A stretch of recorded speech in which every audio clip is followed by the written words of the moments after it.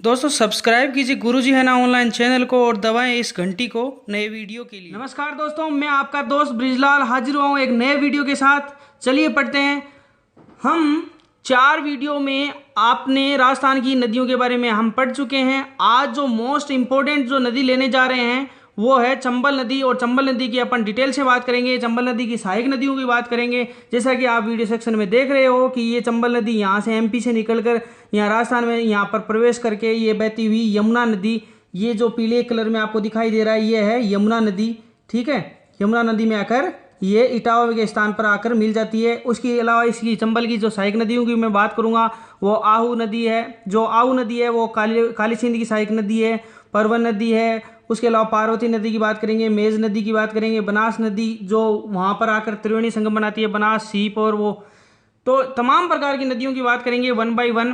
तो पहले अपन बात करेंगे डिटेल से चंबल नदी की। चंबल नदी कहाँ से इसका उद्गम होता है, कितनी ये लंबाई है, कौन कौन से इसके ऊपर बांध बने हुए हैं। तो चलिए स्टार्ट करते हैं दोस्तों। चंबल नदी का यहाँ पर आप देख रहे हो, यहाँ पर जो ये नीले कलर में यहाँ पर दिखाई दे रही है, ये इसका उद्गम होता है मध्य प्रदेश यानी एमपी के जो इंदौर जिला है वहाँ पर, इंदौर जिला में महू वहाँ पर एक स्थान है।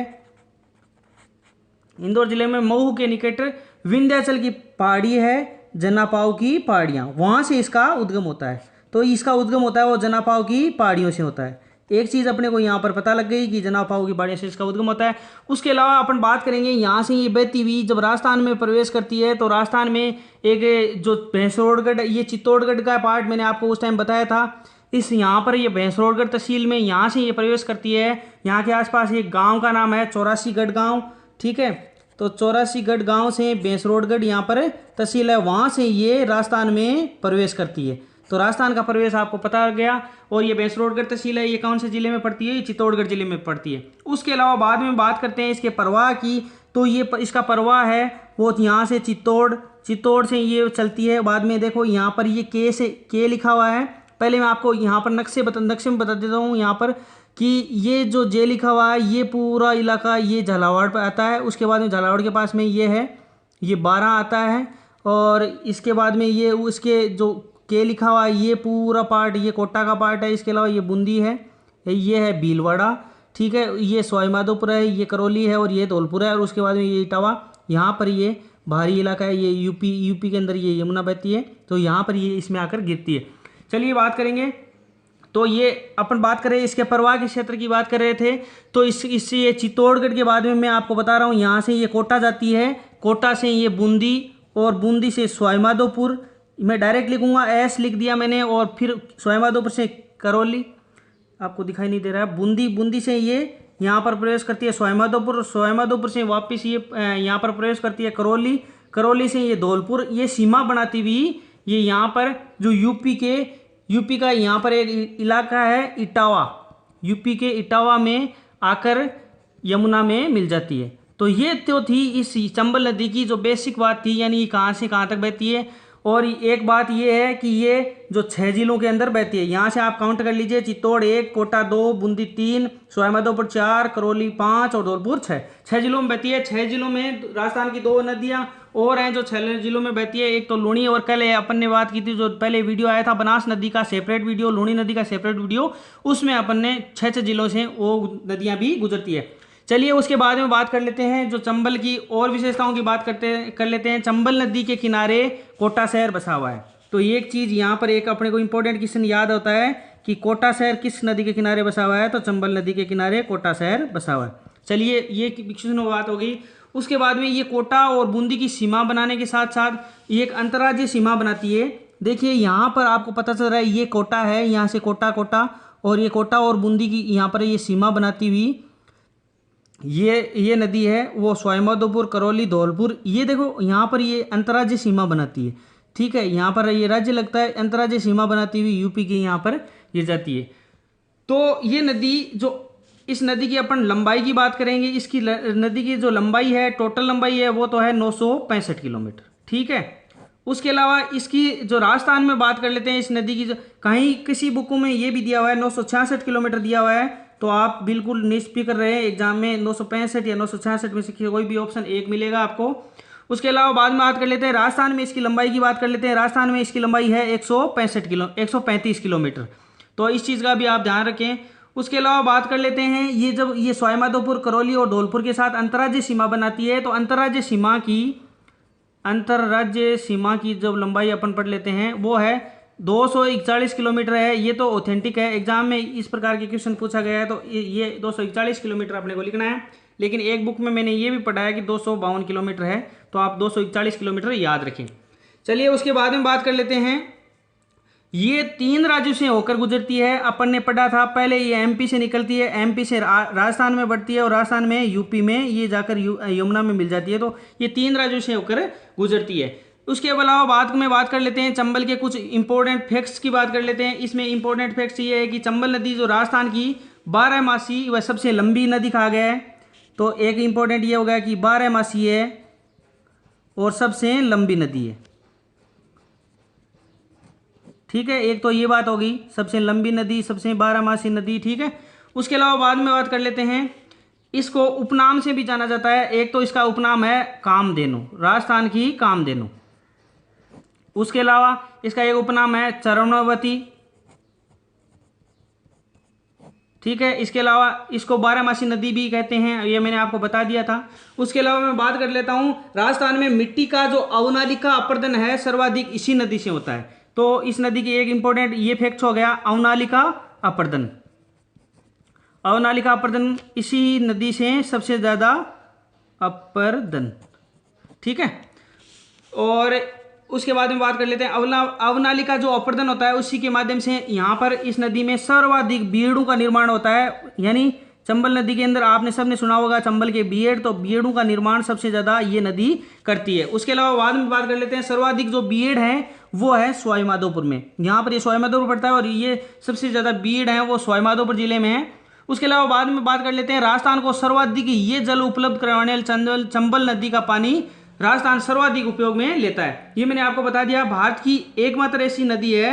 अब इसमें कुछ और फैक्ट्स की बात करेंगे। भारत की जो एकमात्र ऐसी नदी है जो 100 किलोमीटर के बहाव क्षेत्र में, यानी 100 किलोमीटर के बहाव क्षेत्र में इस पर 3 जो बांध बने हुए हैं, 3 बांध बने हुए हैं जिनसे विद्युत का उत्पादन भी होता है। उन बांधों के अपन नाम जानेंगे।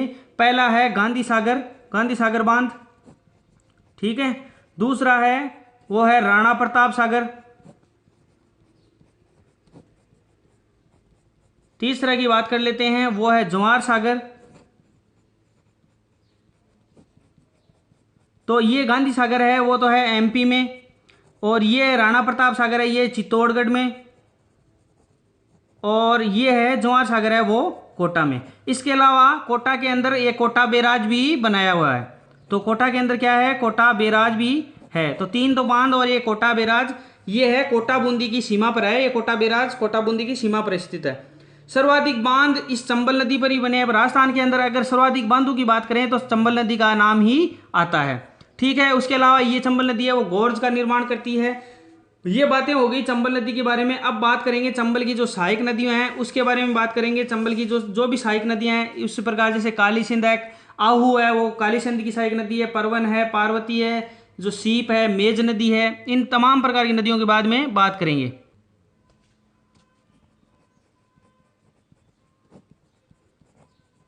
तो पहली मैं सहायक नदी लूंगा वो है काली सिंध। ठीक है, काली सिंध की अपन डिटेल से बात करेंगे। काली सिंध का उद्गम कहाँ से होता है, कौन सी इसकी सहायक नदियां हैं। तो चलिए आप नक्शे में देख लीजिए, ये काली सिंध है, यहाँ पर एमपी से इसका उद्गम होता है और झालावाड़ से यहाँ पर प्रवेश होता है, और कोटा और ये जो 12 है इसकी सीमा बनाते हुए ये कोटा के अंदर इसमें चंबल नदी में मिल जाती है। ये तो थी इसकी आउटलाइन। अब अपन इसके बारे में डिटेल से बात करेंगे। चंबल की ये सहायक नदी है, इसका जो उद्गम होता है वो होता है एमपी मध्य प्रदेश के देवास नामक स्थान से इसका उद्गम होता है। चलिए राजस्थान में प्रवेश की बात कर लेते हैं। राजस्थान में इसका जो प्रवेश होता है वो होता है झालावाड़ के रायपुर के बिंदा गांव से प्रवेश होता है। तो आप याद रख लीजिए झालावाड़ के रायपुर गांव।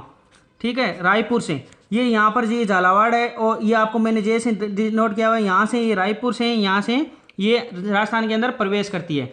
उसके अलावा बाद में ये कोटा और ये जो 12 है यहाँ की, इसकी कोटा और 12 की सीमा बनाते हुए ये कोटा के अंदर बहती हुई ये जो गागरोन झालावाड़ है, कोटा व बारां की सीमा पर ये बहती हुई कोटा के जो नानेरा ग्राम है वहाँ पर चंबल में मिल जाती है। तो चंबल में कब कहाँ पर मिलती है? ये नानेरा ग्राम में। ठीक है, नानेरा ग्राम में, और नानेरा ग्राम ये कोटा में, यहाँ पर ये चंबल में मिल जाती है। तो ये काली सिंध की बात हो गई। उसके बाद में इस जो काली सिंध है इसकी लंबाई की बात कर लेते हैं। 145 किलोमीटर इसकी लंबाई है। चलिए अब बात कर लेते हैं आहू नदी की। तो जो मोस्ट इंपॉर्टेंट बात ये हो गई जो काली सिंध नदी में कि ये एमपी के देवास से निकलकर यहाँ पर ये झालावाड़ का रायपुर पड़ता है, वहाँ से ये जो झालावाड़ से होते हुए ये कोटा कोटा और बारां की सीमा बनाते हुए कोटा के यहाँ पर जो नानेरा ग्राम है यहाँ पर आकर चंबल में मिल जाती है। चलिए उसके बाद में जो काली सिंध की एक सहायक नदी है आहू नदी यहाँ पर आके मिलेगी, और उसके बारे में बात कर लेते हैं। आहू नदी है वो एमपी के सुसनेर के निकट से निकलकर झालावाड़ के नंदपुर के समीप प्रवेश करती है। तो बात कर लेते हैं आहू नदी की, और ये कहाँ से निकलती है? यहाँ पर देख लीजिए आप, एमपी के यहाँ से सुसनेर के निकट, ठीक है, यहाँ से ये निकलती है। उसके अलावा यहाँ इसमें राजस्थान में इसका जो प्रवेश है वो है झालावाड़ के नंदपुर के समीप। तो यहाँ से राजस्थान में यहाँ पर कहाँ से यहाँ पर प्रवेश करती है? ये झालावाड़ है, और झालावाड़ के नंदपुर यहाँ से इसका प्रवेश होता है। चलिए उसके बाद में प्रवेश की अपन ने बात कर ली। उसके बाद में ये कोटा व झालावाड़ की सीमा पर बहती हुई गागरोन झालावाड़ में काली सिंध नदी में मिल जाती है। तो ये यहाँ पर झालावाड़ के अंदर यहाँ पर जो अंतिम इसका पॉइंट है वो है गागरोन झालावाड़ में आकर किस में मिल जाती है? काली सिंध नदी में, गागरोन झालावाड़ में। ठीक है, अब इसके अंदर एक क्वेश्चन यहाँ पर एग्जाम के पॉइंट ऑफ व्यू से जो क्वेश्चन इंपॉर्टेंट जो बनता है वो है कि गागरोन का किला काली सिंध व आहू नदियों के संगम पर स्थित है। ये यहाँ पर ये बताने की मैंने कोशिश की है कि ये जो संगम है यहाँ पर कौन सा स्थित है? यहाँ पर है गागरोन का किला। ठीक है, गागरोन का किला अपने बात अगर एग्जाम में क्वेश्चन आए तो ये है काली सिंध व आहू नदी के संगम पर। चलिए उसके बाद में बात कर लेते हैं परवन नदी की बात करेंगे। ये परवन नदी है, ये भी एमपी से निकलती है, और एमपी से खरीबोर, एमपी से निकलकर ये भी एक काली सिंध की सहायक नदी है। ये झालावाड़ के यहाँ पर, यहाँ से दोस्तों ये एमपी से निकली, और ये झालावाड़ के यहाँ से कहाँ पर यहाँ ये है खरीबोर, या खारीबोर भी लिखा हुआ है कहीं। तो झालावाड़ के खरीबोर जो गांव है वहाँ से ये प्रवेश करती है। उसके अलावा बाद में ये झालावाड़ कोटा व बारां में बहकर कोटा की सीमा पर जो पलायता बारां के निकट काली सिंध नदी में ये मिलती है। यहाँ पर कोटा के अंदर यहाँ पर पलायता गांव है। ठीक है, पलायता, ये कोटा बारां की ये सीमा है, और वहाँ पर ये पलायता बारां वहाँ के निकट ये काली सिंध नदी में मिल जाती है। तो किस नदी में मिलती है? ये काली सिंध नदी में। ये काली सिंध नदी है, इस काली सिंध नदी में ये मिलती है। अब यहाँ पर बात करेंगे जो परवन नदी है। परवन नदी के किनारे एक इंपॉर्टेंट क्वेश्चन तैयार होता है, वो है परवन नदी के किनारे शेरगढ़ अभ्यारण्य स्थित है। बारां का प्रसिद्ध जो अभ्यारण्य है शेरगढ़ अभ्यारण्य, प्रसिद्ध अभ्यारण्य जो बारां का है वो इसके किनारे स्थित है। उसके बाद में बात करते हैं परवन नदी की एक सहायक नदी है, उसके बारे में मैं आपको ज़्यादा नहीं डिटेल में बताऊंगा क्योंकि इंपॉर्टेंट नहीं है, लेकिन फिर एग्जाम के अंदर जो क्वेश्चन है उसके हिसाब से मैं बता रहा हूँ कि निमाज नदी है वो परवन नदी की सहायक नदी है। ये एमपी से निकलकर झालावाड़ जिले के प्रवेश कर और बारां झालावाड़ की सीमा पर परवन नदी में मिल जाती है। तो मैंने आपको इसलिए बता दिया। उसके बाद में बात करेंगे पार्वती नदी की बात करेंगे। ये भी एमपी से निकलती है, एमपी के सीहोर क्षेत्र से। यानी ये पार्वती नदी आप जो देख रहे हो ये रेड कलर में, यहाँ से एमपी, ये एमपी के सीहोर क्षेत्र से निकलती है। उसके अलावा बाद में राजस्थान में प्रवेश होता है। ये आप यहाँ देख रहे हो बी से ये 12 है, यहाँ से इसका प्रवेश होता है। उसके बाद में यहाँ से करियाहाट के निकट ये प्रवेश करती है राजस्थान में। ये कहाँ से प्रवेश करती है? ये 12 के है करियाहाट। ठीक है, यहाँ से इसका प्रवेश होता है। और उसके बाद में एमपी एवं कोटा की अंतर्राज्य सीमा बनाते हुए सवाईमाधोपुर जिले के पालिया गांव में आकर चंबल में मिल जाती है। तो इसका जो मिलन है वो होता है माधोपुर के पालिया गांव में, इसका चंबल में मिलन हो जाता है, पालिया गांव। ठीक है, तो ये चंबल इसकी पार्वती नदी की बात हो गई। उसके बाद में बात कर लेते हैं जो चौथी नदी की बात करेंगे वो है मेज नदी। ठीक है, मेज नदी के बारे में बात करेंगे। चौथी सहायक नदी मेज नदी। अब ये मेज नदी है, ये आप देख सकते हो, ये यहाँ पर बी लिखा है, मैंने आपको पहले बताया था नक्शे में, ये भीलवाड़ा है। अगर आपने मेरा जो राजस्थान का सामान्य परिचय अभी तक नहीं देखा है, राजस्थान जब नक्शे में भरवाए थे, राजस्थान की स्थलीय सीमा वगैरह बताया था, तो आप जाकर देख सकते हो मेरे वीडियो सेक्शन में। ये है भीलवाड़ा, यहाँ पर भीलवाड़ा में इसका उद्गम होता है। भीलवाड़ा तो जिला है और मांडलगढ़ तहसील, मांडलगढ़ तहसील, ठीक है, मांडलगढ़ तहसील के बिजोलिया, बिजोलिया से ये निकलती है, बिजोलिया से ये निकलती है। उसके बाद में इसका जो प्रवाह है ये देख सकते हो आप, भीलवाड़ा है, भीलवाड़ा के बाद में ये बूंदी है, और बूंदी के जो लाखेरी नामक स्थान पर है, यहाँ पर एक पड़ता है लाखेरी नामक स्थान पर, तो ये बूंदी, बूंदी के लाखेरी नामक स्थान पर आकर किस में मिल जाती है, चंबल में मिल जाती है, लाखेरी नामक स्थान पर चंबल में मिल जाती है। तो ये था इसका क्वेश्चन। उसके अलावा बाद में बात कर लेते हैं इसकी जो मेज नदी की भी कुछ सहायक नदियां हैं, उस सहायक नदियों की बात कर लेते हैं। मेज नदी की सहायक नदियां हैं मांगली और कुराल नदियां, जो इम्पोर्टेंट है वो मांगली व कुराल नदियां हैं। अब मांगली मैंने इसलिए आपको बताया यहाँ पर कि मांगली नदी के ऊपर बूंदी जिले में भीमलत जलप्रपात स्थित है। तो इस पे जो बूंदी जिले के अंदर है वो कौन सा जलप्रपात स्थित है, भीमलत। तो इसलिए मैंने आपको ये इंपॉर्टेंट चीज बताई है, भीमलत जलप्रपात। चलिए ये बात हो गई। उसके बाद में बात करेंगे जो पांचवी नदी की, वो बात करेंगे सीप नदी की। ये एमपी से निकलकर चंबल की ये सहायक नदी सीप नदी है। ये स्वाइमोदपुर जिले के, मैंने आपको कल बताया था, यहाँ से तो आती है बनास, और यहाँ से आती है चंबल, और यहाँ से आती है ये सीप। तो तीनों का जहाँ पर ये त्रिवेणी संगम बना था, मैंने आपको बताया था रामेश्वरम धाम, जब मैंने आपको बनास नदी पढ़ाई थी। आप अगर चाहो तो बनास नदी का भी वीडियो मेरे सेक्शन में जाकर देख सकते हो। ये बनास नदी का यहाँ पर एक त्रिवेणी संगम बनाते हैं स्वाइमाधोपुर के निकट, रामेश्वरम धाम, रामेश्वर धाम। कार्तिक पूर्णिमा को यहाँ पर मेला बढ़ता है। तो ये कुल मिलाकर ये एक पर्यटन स्थल की भांति यहाँ पर है। तो चंबल, बनास और सीप का यहाँ पर एक त्रिवेणी संगम बनता है। उसके अलावा बात कर लेते हैं एक नदी की और है, वो है ब्राह्मणी नदी। ये हरिपुरा चित्तौड़गढ़ से निकलकर भैंसरोडगढ़ के निकल चंबल में मिल जाती है। तो मैंने इसलिए बताया आपको ये ब्राह्मणी नदी, इसलिए बताया कि ये कहाँ से निकलती है ब्राह्मणी नदी, आप देख लीजिए एक बार। ब्राह्मणी नदी ये हरिपुरा चित्तौड़गढ़, ठीक है, वहां से निकलकर भैंसरोड के निकल चंबल में मिल जाती है। यहाँ पर ये भैंसरोडगढ़ है, यहाँ पर ये चंबल में मिलती है। तो ये इसलिए बताया कि चंबल, ये चंबल है और ये ब्राह्मणी है। चंबल और ब्राह्मणी के जो किनारे जो है संगम पर स्थित है वो है भैंसरोडगढ़ दुर्ग। ये चीज़ आप ध्यान रखना, भैंसरोडगढ़ दुर्ग कहाँ पर है, चंबल और ब्राह्मणी के, ब्राह्मणी या इसको बामनी भी बोलते हैं, तो आप कंफ्यूज मत होना। चलिए उसके बाद में बात कर लेते हैं एमपी की सीमा से राजस्थान में प्रवेश करने वाली नदियों का जो पश्चिम से पूर्व की ओर क्रम जान लेते हैं। एग्जाम में एक बार क्वेश्चन पूछा गया है कि जो राजस्थान के अंदर जो पश्चिम से लेकर पूर्व की ओर एमपी से यानी मध्य प्रदेश से आने वाली नदियों का एक क्रम है, वो पूछा था एक बार एग्जाम में कि मध्य प्रदेश की सीमा से जो राजस्थान में प्रवेश करने वाली नदियों का जो पश्चिम से लेकर पूर्व का क्रम क्या है।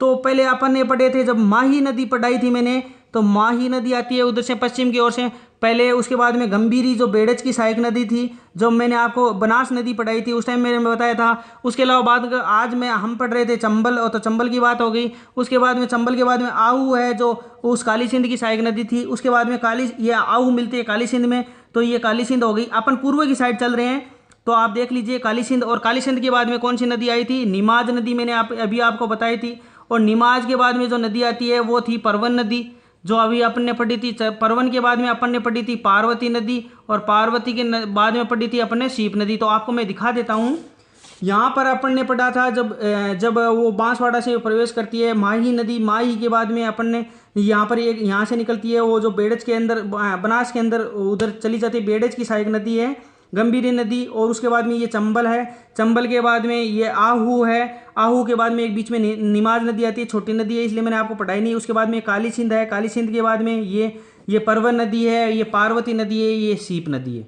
तो यहाँ पर ये सीप नदी। तो इस प्रकार ये मैंने आपको क्रम बताया था, एग्जाम में एक बार क्वेश्चन आया था। तो चलिए उसके बाद में बात कर लेता हूँ, चंबल नदी पर भैंसरोडगढ़ चित्तौड़गढ़ के निकट चूलिया जलप्रपात है। ये एक इंपॉर्टेंट क्वेश्चन है, मैं आपको बता रहा हूँ कि चंबल नदी पर जो भैंसरोडगढ़ के निकट चूलिया जलप्रपात। तो अपन ने एक जलप्रपात की बात कर ली थी, भीमलत। ये दूसरा जलप्रपात यहाँ पर आ रहा है, एग्जाम के पॉइंट ऑफ व्यू से बहुत इंपॉर्टेंट है। चूलिया जलप्रपात कहाँ है? ये भैंसरोडगढ़ चित्तौड़गढ़ के निकट, भैंसरोडगढ़ चित्तौड़, ठीक है। और उसके अलावा बाद में बात कर लेती, जब मैंने आपको बताया भी दिया था कि ये 6 जिलों से होकर बहती है। उसके अलावा राजस्थान की सबसे ये कम नदियां, अब दो यहाँ पर क्वेश्चन तैयार होते हैं कि राजस्थान के अंदर सबसे कम नदियां किस संभाग में और किन जिलों में। तो आप देखिए, बीकानेर और चूरू, दो ऐसे जिले हैं जहां पर बिल्कुल एक भी नदी नहीं है। और संभाग की भी बात करें कि सबसे कम नदियां किस में हैं, तो वो है बीकानेर संभाग, और यहाँ पर मात्र एक घग्गर नदी है, ठीक है। तो इस चीज़ का आप ध्यान रखना। उसके अलावा बाद में बात कर लेते हैं सबसे अधिक नदियों की बात कर लेते हैं। तो संभाग की बात करें तो वो है कोटा संभाग, ठीक है। और सर्वाधिक नदियां की बात करेंगे तो वो है जिला की बात करेंगे तो वो है चित्तौड़गढ़ जिला। तो जो मैं एक वीडियो में आपको बताऊंगा बेसिक क्वेश्चन जो नदियों के बारे में पूछे जाते हैं, उसका मैं सेपरेट वीडियो बनाऊंगा, लेकिन आपको मैंने यहाँ पर बता दिया। चलिए दोस्तों, ये वीडियो बहुत बड़ा हो गया, यहीं पर इसको समाप्त करते हैं। यहाँ पर चंबल नदी समाप्त होती है। जो नेक्स्ट वीडियो आएगा उसमें अपन नेक्स्ट नदियों की बात करेंगे। चलिए दोस्तों, अगर आपको ये वीडियो पसंद आया हो तो नीचे जाकर लाइक कीजिए, सब्सक्राइब कीजिए, कमेंट कीजिए और अपने आसपास सफाई जरूर रखिए दोस्तों। धन्यवाद। राम राम सा।